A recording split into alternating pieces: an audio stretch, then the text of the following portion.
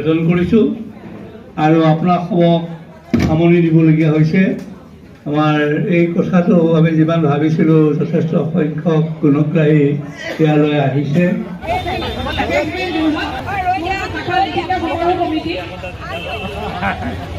মহিলা সন্মিলনী হয় ৰীণা বৰুৱা বাইদেউ, যোৰহাট ভাষা লেখিকা সমিতি সমাৰোহ সমিতি আৰু যোৰহাট পত্ৰিকা সমাৰোহ সমিতি আৰু এপেক্স বেংকৰ কৰ্মচাৰীসকল তেখেতসকল আছে নেকি বাৰু? আমাৰ যিহেতু দুয়োজনে আমাৰ সুসন্তান, আমি থাকি যায় যাতে আমাক জনায়। এতিয়া যোৰহাট পৌৰসভা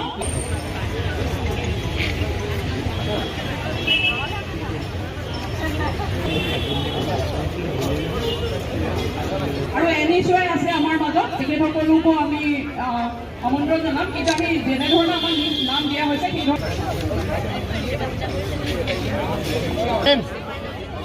যিসকলৰ ইতিমধ্যে হৈছে তেখেতসকলকে তেখেতসকলে নিজৰ নিজৰ আসন গ্ৰহণ কৰে। আৰু আজি আমাৰ মাজত বহুকেইজন আমাৰ কেন্দ্ৰীয় সমিতিৰ বিষয়ভাৱে উপস্থিত আছে।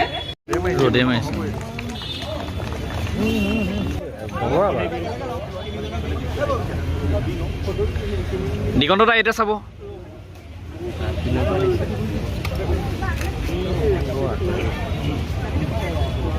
জাতিটো বিনাই দিয়ক।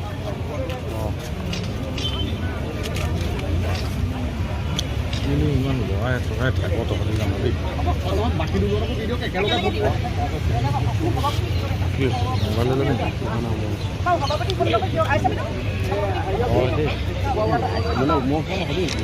মোবাইল নালাগে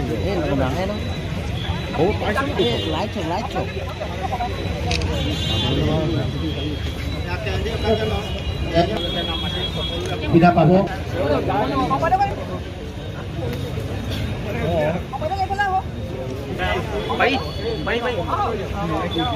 মই চুইম।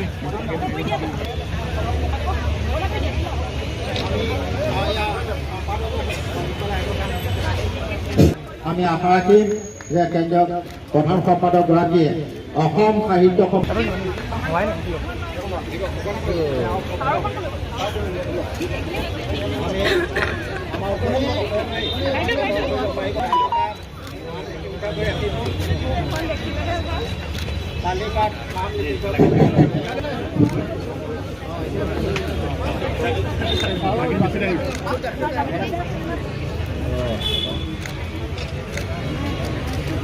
আমি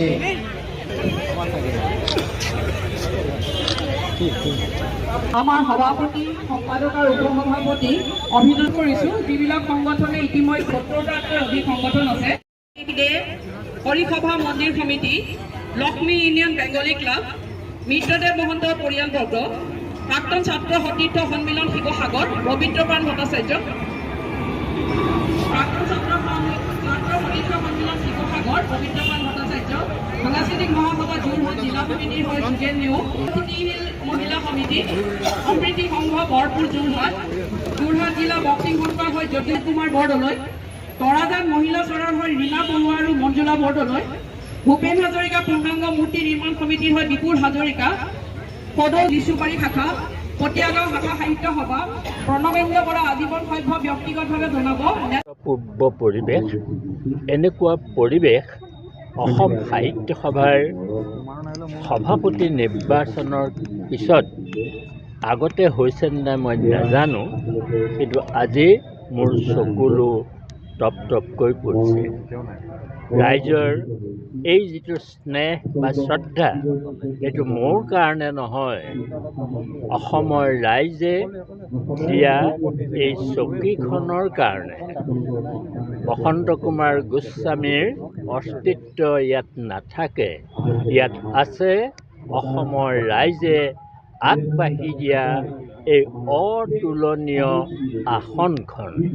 কেৱল এই পাত্ৰ হৈ সেই আসনখনত বহি অসমৰ ৰাইজৰ, অসম সাহিত্য সভাৰ প্ৰতি থকা অনাকাংক্ষিত যিটো সন্দেহ, অসমৰ ৰাইজে অসম সাহিত্য সভাৰ ভৱিষ্যতৰ কথা ভাবি যিখিনি সন্দেহ প্ৰকাশ কৰিছিল, সেই সন্দেহসমূহ নিৰ্মূল কৰাই হ'ব আমাৰ এক অন্যতম লক্ষ্য।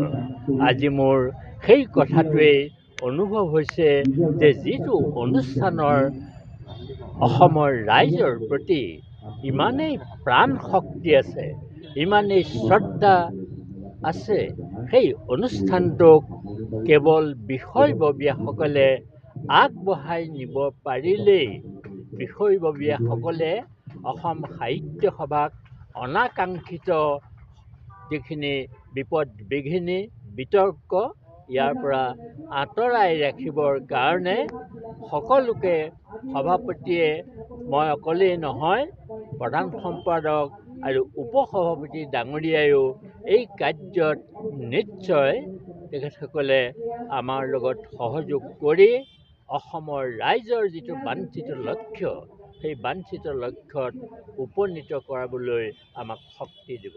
আৰু এটা কথা আছে যে প্ৰাণ পাবনে নাই, চন্দ্ৰকান্ত সন্দিকৈ ভৱনে প্ৰাণ পাব নাই? নিশ্চয় আজি আমাৰ ৰাইজৰ অসম সাহিত্য সভাৰ প্ৰতি, অসমৰ ভাষা সাহিত্য সংস্কৃতিৰ এই পীঠস্থান চন্দ্ৰকান্ত সন্দিকৈ ভৱনৰ প্ৰতি যে গভীৰ আস্থা আছে, এই হেন্দোল্লোপ পৰিৱেশৰ মাজত ই প্ৰস্ফুটিত হৈ ওলাই পৰিছে। আৰু আমি আশা কৰিছোঁ ভৱিষ্যতে অনাদৰ অৱহেলাত থকা এই অনুষ্ঠানটো যাতে পুনৰ শক্তিৰ মন্ত্ৰ হয়, সেই সম্পৰ্কত ল'ব পৰা সকলো ব্যৱস্থা আমি ল'বলৈ নিশ্চয় সাজু হৈ থাকিম। আৰু আপোনাসকলক ক'বলৈ পাই বৰ সুখী হৈছোঁ যে মই বিভিন্ন স্তৰৰ পৰা বিভিন্ন ধৰণৰ সহায় সহযোগ লাভ কৰিছোঁ। পাঠশালা অধিৱেশনৰ দ্বিতীয় দিনত দুটা ভাল খবৰ চন্দ্ৰকান্ত সন্দিকৈ ভৱনৰ বিষয়ে আপোনালোকসকলে শুনিবলৈ পাব। দ্বিতীয় দিনা আমি অপেক্ষা কৰিম দ্বিতীয় দিনটোলৈ। অপেক্ষা দুটা ভাল খবৰ চন্দ্ৰকান্ত সন্দিকৈ ভৱনলৈ আহিব। ধন্যবাদ। সমগ্ৰ অসমবাসীকে প্ৰণাম জনাইছোঁ। অসমৰ সমূহ জিলা, সমূহ শাখা সাহিত্য সভাৰ সমূহ বিষয়ববীয়াৰ কৰ্মকৰ্তাক মই নমন কৰিছোঁ। আমাৰ সন্মুখত এটা ডাঙৰ প্ৰত্যাহ্বান আছে যে বৰ্তমানৰ যিটো পৰিৱেশ, এই পৰিৱেশত আমাৰ প্ৰথম কৰণীয় কামটো হ'ল যে ৰাইজৰ মাজত যিটো অনাস্থা বা হতাশাৰ সৃষ্টি হ'ল, আমি সেই হতাশাক পুনৰ আশালৈ আমি ঘূৰাই আনিব লাগিব। ৰাইজৰ আস্থা আমি ঘূৰাই আনিব লাগিব। কাৰণ অসম সাহিত্য সভা অসমৰ জাতীয় জীৱনৰ অংগ। অসমীয়া জাতিৰ প্ৰথম পৰিচয় অসম সাহিত্য সভা। অসম সাহিত্য সভা অসমৰ মানুহৰ হৃদয়ে হৃদয়ে বিয়পি আছে। আৰু সেইকাৰণেই সভাৰ যেতিয়া মাজে মাজে সভালৈ যেতিয়া ধুমুহা আহিছে, অসমৰ মানুহে কষ্ট পাইছে। আমি সেই কষ্ট লাঘৱ কৰিবৰ কাৰণে আমি যত্ন কৰিব লাগিব। আৰু তাৰ কাৰণে আমি প্ৰথম পদক্ষেপ হিচাপে আমি অসমৰ বৌদ্ধিক সমাজখনৰ সাংবাদিক বন্ধুসকলৰ জিলা সভা, শাখা সভাসমূহক প্ৰতিনিধিত্ব কৰা যিসকল শিক্ষাবিদ, লেখক, সমালোচক আছে, আমি সকলোৰে পৰা দিহা পৰামৰ্শ বিচাৰিছোঁ যে আমি কি কৰিলে অসম সাহিত্য সভাৰ হিত মৰ্যাদা আমি ঘূৰাই আনিব পাৰিম। অসম সাহিত্য সভা পুনৰ এটা জনমুখী অসম সাহিত্য সভা অসমৰ হৃদয়ৰ অনুষ্ঠানলৈ যাতে ৰূপান্তৰিত হয়, তাৰ কাৰণে মই সকলোৰে দিহা পৰামৰ্শ মই আশা কৰিছোঁ। আমি কাম কৰি যাম। অসমৰ ৰাইজৰ আশীৰ্বাদ আমাৰ শিৰত আছে বুলি ভাবি আমি কাম কৰি যাম।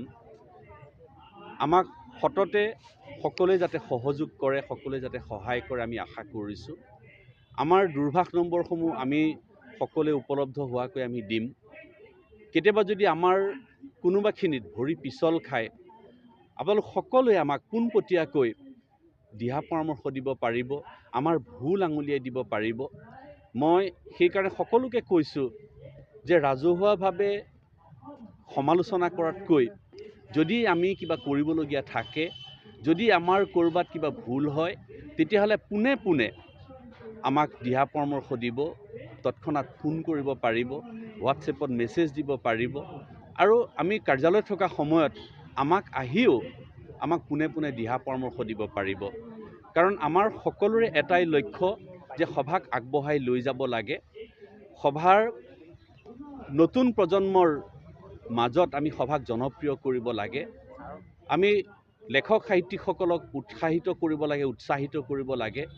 কি ধৰণে আমি সাহিত্যৰ এটা পৰিৱেশ আমি গঢ়ি তুলিব পাৰোঁ আৰু মাজে মাজে জাতীয় জীৱনলৈ যিবোৰ সংকট আহে, সেই সংকটৰ সময়ত আমি যাতে শিৰ উন্নত কৰি আমি থিয় হ'ব পাৰোঁ, ৰাইজৰ পক্ষ যাতে মাত মাতিব পাৰোঁ, তাৰ কাৰণে আমাক সকলোৱে আশীৰ্বাদ দিব। আৰু ৰাইজেও সমানে আমাৰ লগত হাতত হাত ধৰি আগবাঢ়ি যাব। আৰু এইখিনিতে মই আৰু এটা কথা ক'ব বিচাৰিছোঁ যে কেতিয়াবা বাহিৰৰ পৰা আমি সমালোচনা কৰোঁ, তাতকৈ সকলোৱে অসমৰ প্ৰতিজন লোকেই অসম সাহিত্য সভাক যিহেতু ভাল পায়, প্ৰতিজন লোকেই অসম সাহিত্য সভাৰ স্থায়ী সদস্য পদ গ্ৰহণ কৰক। স্থায়ী সদস্য পদ গ্ৰহণ কৰি সভাৰ মাজলৈ আহি সভাৰ যিবোৰ দুখ ত্ৰুটি, সেই দুখ ত্ৰুটিবোৰ নাইকিয়া কৰিবৰ কাৰণে সকলোৱে যাতে হাতে কামে আগবাঢ়ে, তাৰ কাৰণে মই সকলোকে কৰজোৰে অনুৰোধ জনাইছোঁ। মই আচলতে আজি অভিভূত হৈ পৰিছোঁ। মুখে চন্দ্ৰকান্ত সন্দিকৈ ভৱনৰ আশে পাশে যিমানবিলাক মানুহ আছে, যিসকল মানুহে চন্দ্ৰকান্ত সন্দিকৈ ভৱনক লৈ গৌৰৱ কৰিব বিচাৰে, সেই মানুহসকলৰ সান্নিধ্যত আজি আমাৰ বুকু ফুলি উঠিছে। ইমান দিনে এই দৃশ্য দেখিবলৈ পোৱা নাছিলোঁ। আজি মৰ্মে মৰ্মে উপলব্ধি কৰিব পাৰিছোঁ সাহিত্য সভাৰ প্ৰতি মানুহৰ কিমান চেতনা আছে, কিমান বিশ্বাস আছে, কিমান আস্থা আছে, সেই কথা মই আজি মৰ্মে মৰ্মে উপলব্ধি কৰিব পাৰিছোঁ। মই ইতিমধ্যে কৈছোঁৱেই যে অসম সাহিত্য সভাৰ দায়িত্ব প্ৰাপ্তিৰ পাছত যেতিয়া সমগ্ৰ বিশ্বৰ বিভিন্ন প্ৰান্তত থকা অসম সাহিত্য সভাৰ প্ৰতিনিধিসকলে আমাৰ প্ৰতি আস্থা প্ৰকাশ কৰিলে, সেইদিনাই আমি নমনভাৱে তেখেতসকলৰ প্ৰতি কৃতজ্ঞতা স্বীকাৰ কৰি কৈছিলোঁ যে অসম সাহিত্য সভাক এটা সঠিক দিশত আৰু সঠিক পথত আগুৱাই নিবৰ বাবে কেৱল ময়েই সম্ভৱ নহ'ব, আমাৰ সভাপতি মহোদয়ে নহ'ব, উপসভাপতি মহোদয়ে নহ'ব, আমাৰ লগত অসমৰ ৰাইজ থাকিব লাগিব। অসম সাহিত্য সভাক ভাল পোৱা বিশ্বৰ বিভিন্ন প্ৰান্তত থকা সকলো মানুহৰে সহযোগিতা লাগিব, সহায় লাগিব। মই আজি এই পবিত্ৰ চন্দ্ৰকান্ত সন্দিকৈ ভৱনৰ মজিয়াৰ পৰাই মই আহ্বান জনাইছোঁ, আগন্তুক 2টা বছৰত অসম সাহিত্য সভাক এটা সঠিক পথত আৰু সঠিক দিশত আগুৱাই নিবৰ বাবে মই সকলোৰে আশীৰ্বাদ কামনা কৰিছোঁ। আজি আপোনাৰ চকুৰ আগত আপুনি যিখন সমাজত ডাঙৰ দীঘল হৈছে, তাৰ অগ্ৰজক পাইছে। আচলতে চন্দ্ৰকান্ত সন্দিকৈ ভৱন বুলি ক'লেই আমাৰ প্ৰাণ। যে সাহিত্য সভাত কাম কৰিবৰ কাৰণে আমি প্ৰেৰণা ক'ৰ পৰা পাইছোঁ, মোৰ আজি মনত পৰিছে সাহিত্যাচাৰ্য যতীন্দ্ৰনাথ গোস্বামী ছাৰলৈ, ছৈয়দ আব্দুল মালিক ছাৰলৈ। তেখেতসকলৰ সান্নিধ্যত অসম সাহিত্য সভাৰ চন্দ্ৰকান্ত সন্দিকৈ ভৱন, যি আমি নিজ চকুৰে দেখিছিলোঁ, তেখেতসকলৰ সান্নিধ্যত জীপাল হৈ পৰিছিলে। তেখেতসকল আজি নাই, তথাপিও তেখেতসকলৰ স্মৃতি সোঁৱৰণ কৰি আমি অসম সাহিত্য সভাৰ এই কেন্দ্ৰীয় কাৰ্যালয় সতেজ কৰি তুলিবৰ বাবে আমি যথেষ্ট প্ৰচেষ্টা চলাম। মই কিছু আৱেগিক হৈছোঁ এই কাৰণেই যে যোৰহাটৰ এই বৌদ্ধিক সমাজতেই আমি সাহিত্য সভাৰ যোগেদি কাম কাজ কৰিছিলোঁ, আৰু আজি বৌদ্ধিক সমাজখন আহি যেতিয়া আমাৰ প্ৰতি এনেকুৱা আস্থা প্ৰকাশ কৰিলে আৰু নিজ চকুৰে এইটো দেখা পাইছোঁ যে আমাৰ প্ৰতি আনুগত্য স্বীকাৰ কৰি আমি কেতিয়াবা চকুৰে দেখিবলৈ নাপাওঁ, কিন্তু আজি নিজ চকুৰে দেখা পালোঁ যে কিমান ভাল পায়, কিমান আন্তৰিকতা আছে, কিমান শ্ৰদ্ধা আছে, কিমান ভক্তি আছে। আজি এই কথা মই মৰ্মে মৰ্মে উপলব্ধি কৰিব পাৰিছোঁ। আৰু মই এটা কথা বিশ্বাস কৰোঁ, সমাজৰ কাৰণে, সমাজৰ মংগলৰ কাৰণে, সমাজৰ উত্তৰণৰ বাবে যদি সকলোৱে কাম কৰি যায়, তেতিয়াহ'লে মই ভাবোঁ যে সকলোৰে প্ৰতি এনেকুৱা আনুগত্য ৰাইজে স্বীকাৰ কৰিব। মই আপোনালোকে জানে যে মই সংবাদ মাধ্যমৰ লগত জড়িত, আপোনালোকৰ মাজৰে এজন মই ব্যক্তি আছিলোঁ। তাৰ পৰা আহি মই আজি চন্দ্ৰকান্ত সন্দিকৈ ভৱনত অসম সাহিত্য সভাৰ দৰে অনুষ্ঠান এটাৰ প্ৰধান সম্পাদকৰ পদ গ্ৰহণ কৰিছোঁ। মই আপোনালোকক দেখিলে গৌৰৱ অনুভৱ কৰোঁ যে সমাজৰ অত্যন্ত প্ৰহৰী হিচাপে আপোনালোকে যেনেধৰণে ৰাইজক সহায় আৰু সেৱা আগবঢ়ায়, সেই সহায় আৰু সেৱাৰহে স্বীকৃতি, সেয়া আপোনালোকৰ স্বীকৃতি বুলি আপোনালোকে গণ্য কৰিব। আমাৰ সংবাদদাতাসকলৰ, থলুৱা সাংবাদিকসকলৰ অভাৱত কেকাই থকা সাংবাদিকসকলৰ ইয়াৰ স্বীকৃতি বুলি আপোনালোকে গণ্য কৰিব। চন্দ্ৰকান্ত সন্দিকৈ ভৱনক লৈ এটা প্ৰশ্ন। মই কিছু কথা আশা কৰোঁ। আচলতে বিগত বৰ্ষসমূহ বুলি মই কোনো নিৰ্দিষ্ট সময় এটা স্থিৰ কৰিব বিচৰা নাই। চন্দ্ৰকান্ত সন্দিকৈ ভৱন সতেজ হ'ব, মই সেই আশা কৰি ৰাখিছোঁ। তাৰ কাৰণে মই ব্যক্তিগতভাৱে যিমান চেষ্টা কৰিব লাগে, ইয়াত চন্দ্ৰকান্ত সন্দিকৈ ভৱনত মানুহে সন্মান প্ৰাপ্তিৰ বাবে, আপোনালোকে জানে যে সমাজত কেৱল সমাজখন যি থাকে সন্মান প্ৰাপ্তিৰ স্থান হিচাপে, য'ত মানুহ অসন্মানিত হয় তাত কোনো মানুহ নাযায়। গতিকে আমি সন্মান প্ৰাপ্তিৰ কাৰণে, সন্মান দিবৰ কাৰণে, মৰ্যাদা দিবৰ কাৰণে আমি যৎপৰোনাস্তি চেষ্টা কৰিম আৰু মোৰ বিশ্বাস আছে যে চন্দ্ৰকান্ত সন্দিকৈ ভৱন উজ্জ্বলি উঠিব। ধন্যবাদ।